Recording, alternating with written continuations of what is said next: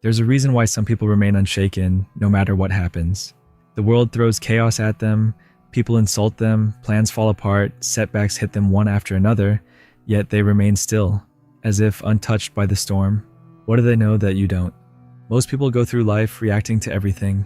Someone cuts them off in traffic, instant rage. A coworker makes a passive-aggressive remark, their whole mood is ruined. A stranger gives them a weird look, self-doubt creeps in. But what if you could break free from all of it?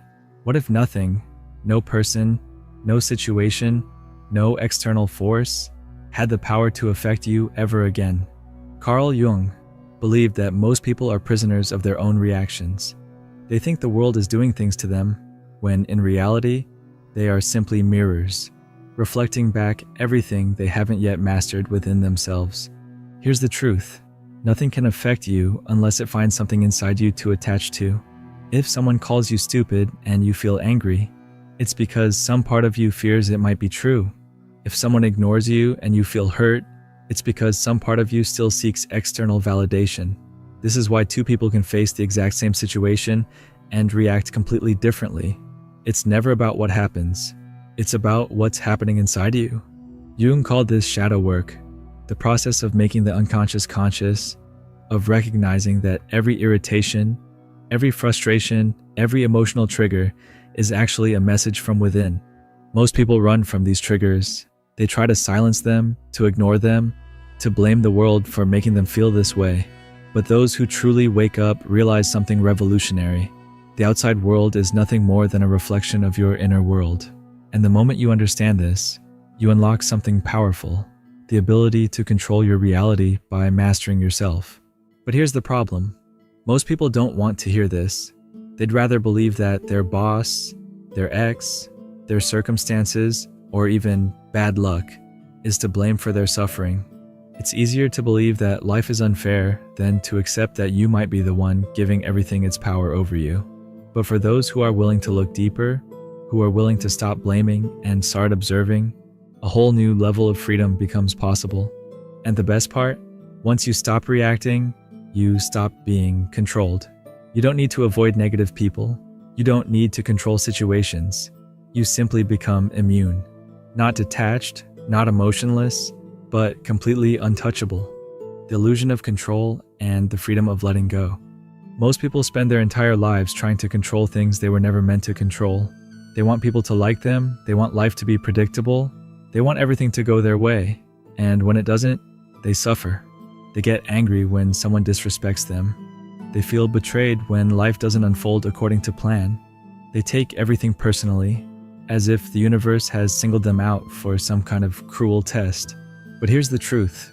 Nothing in this world is actually under your control, except one thing, your perception. Carl Jung understood something that most people never realize. The world outside of you is neutral. It is neither good nor bad, kind nor cruel. It just is. The only thing that makes it seem positive or negative is the filter through which you see it. Think about this. Two people can go through the exact same experience.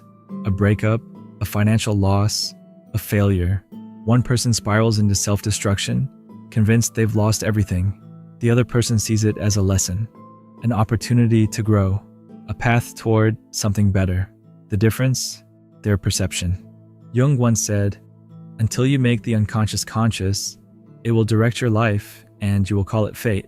This means that as long as you are unaware of the stories you're telling yourself about people, about success, about your own worth, you will continue to react blindly, thinking life is happening to you rather than realizing it's all happening because of you.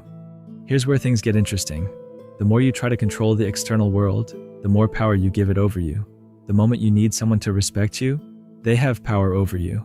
The moment you need a situation to go a certain way, it controls you. The moment you need life to be fair, you set yourself up for disappointment. But once you let go of the illusion of control, everything shifts. Suddenly, you're free. Free from the need for approval, free from the fear of failure, free from the exhausting effort of trying to make the world bend to your expectations. Think about it. The people who are truly untouchable in life are not the ones who control everything. They are the ones who master themselves. They are the ones who remain calm in the storm, unshaken by chaos, indifferent to insults, fearless in the face of uncertainty. They know something most people don't. Control is an illusion, and the moment you stop chasing it, you become truly powerful. And here's the paradox. When you stop needing things to go your way, they often do. When you stop fearing what people think, you naturally become more confident. When you stop chasing success out of desperation, opportunities start appearing effortlessly. When you stop resisting life and start flowing with it, everything seems to fall into place. This isn't just philosophy, it's neuroscience. Studies in cognitive psychology show that the more we obsess over controlling something, whether it's a person, an outcome, or even our own thoughts, the more we create resistance. This is why people who are desperate for love repel it, why people who are terrified of failure sabotage themselves, why those who cling to control end up feeling the most powerless. So the question is, are you living in reaction, or are you in control of your perception? Because once you realize that nothing outside of you has power over you, life starts to feel like a completely different game. The untouchable mind, how to be unshaken by anything. Imagine a scenario. You're walking down the street, minding your own business, when suddenly someone shouts an insult at you. Maybe they call you foolish, weak, or tell you that you'll never amount to anything. Now, pause for a second. What happens inside you at that moment? Most people would either get defensive or feel hurt. Their emotions hijack them before they even have time to think. Their heart rate spikes, anger kicks in, or they replay the insult over and over in their mind, feeding their frustration. But now, imagine a different response. Absolutely nothing. No reaction, no emotional spike, just a calm realization. That has nothing to do with me. This is what the Stoics, Zen masters, and even Carl Jung understood deeply. Nothing outside of you has the power to disturb you unless you give it permission. But let's go deeper. Why do most people get affected? Because they're identified with a false self, a fragile mental construct built on opinions, validation, and attachment to outcomes. This is why they react so strongly when challenged. It's not just an insult, it's a threat to their identity. Jung spoke of the shadow self, the hidden part of our psyche that holds all the fears, insecurities, and unresolved wounds we refuse to face. When someone triggers an emotional reaction in us, they're not creating pain. They're revealing pain that was already there. Think about it. If you were truly at peace with yourself, someone's insult would mean nothing. It would be like yelling at a mountain. It simply echoes back without response. So the real question is, why are you reacting? If someone calls you a failure, does it hit a nerve because deep down, you fear it might be true? If someone disrespects you, does it enrage you because you crave recognition? If things don't go your way, do you spiral because you're attached to a specific outcome? The problem isn't the world. The problem is the way you see yourself.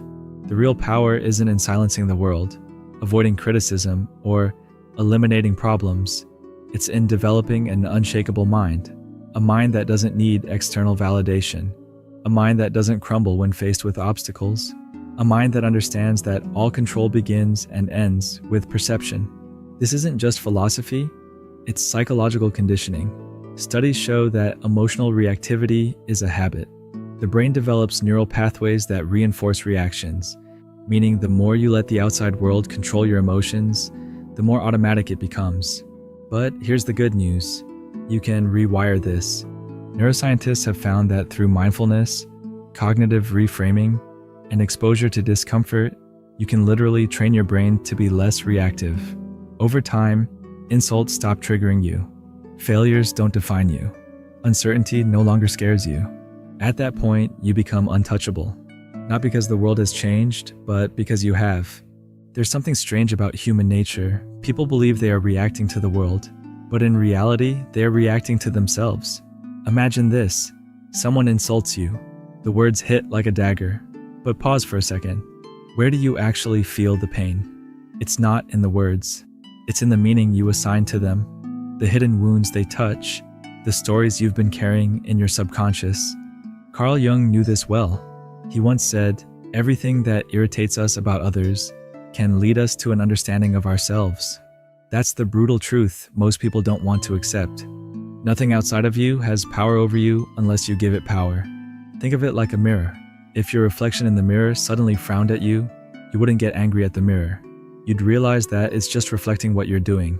Yet, when life does the same, when people provoke emotions in us, we react as if the mirror is to blame. We point fingers, demand others change, instead of realizing it's just our inner world projected outward. The real question is, why do we give so much power to things outside of us? The reason is simple. Attachment. When your identity is tied to external things, opinions, validation, outcomes, you will always be at their mercy. But what if you didn't play the game? What if, instead of reacting, you became the one who observes? Detachment is not about becoming emotionless. It's about becoming untouchable. It's about realizing that you are not the emotions.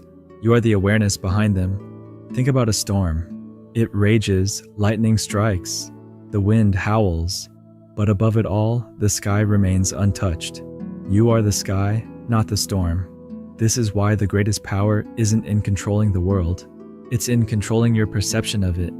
And here's the best part. When you stop reacting, you start controlling reality itself. People sense it. They can't shake you. They can't manipulate you. They can't influence your peace, because now you own your energy. So the question is, how do you step into this state of untouchable presence? That's what we'll uncover next. So how do you step into this state of untouchable presence? It begins with a radical shift in awareness, understanding that you have never been reacting to the world, only to your mind's interpretation of it. Think about it. Two people can experience the exact same situation and walk away with completely different emotions. Someone bumps into you on the street, one person shrugs it off and moves on. Another takes it personally, brewing anger for hours. The event is the same, but the response is entirely different. Why? Because the reaction was never about the event. It was about the mind's perception of it. Carl Jung often spoke about the shadow self, the unconscious parts of our psyche that we suppress, the wounds we hide, the emotions we reject. And yet, these are the very things that control us. Why do certain words trigger us? Why do certain people get under our skin? Because they're pressing on parts of us we haven't fully faced. If someone can easily manipulate your emotions, it's because they are holding a piece of you that you haven't owned yet. The trick to becoming unshakable is not to suppress emotions. It's to fully acknowledge them and take away their power. Instead of fighting your triggers, study them. Instead of blaming people for provoking emotions, ask, what part of me is being exposed here? Imagine a chessboard. Most people go through life playing as the pieces, reacting to every move, getting caught up in the game. But true mastery is in becoming the player, the one who sees the full board. Better yet, become the person watching the game from above, seeing all the moves before they happen. That's what emotional detachment truly is. Not numbness, but mastery. You're not ignoring emotions, you're understanding them so deeply that they no longer control you. You become an observer instead of a prisoner of your reactions. And here's the wild part. Once you stop reacting, the world starts responding to you instead. People sense your energy shift. You no longer chase validation, so people seek it from you. You no longer react to negativity, so it loses its grip on you. You stop being a puppet of the world and start being the one pulling the strings. The key is self-awareness in real time. In every moment, you have two choices: react mindlessly or observe consciously. The next time someone tries to provoke you, catch yourself in that split second before reacting. Feel the trigger rise, but instead of acting on it, just watch. Like a scientist observing an experiment, detached, curious. That's the moment of power. But how do you sharpen this skill until it becomes second nature? That's what we'll dive into next. The moment you stop letting the world pull your strings, you take back control. Master your reactions, and you master your reality.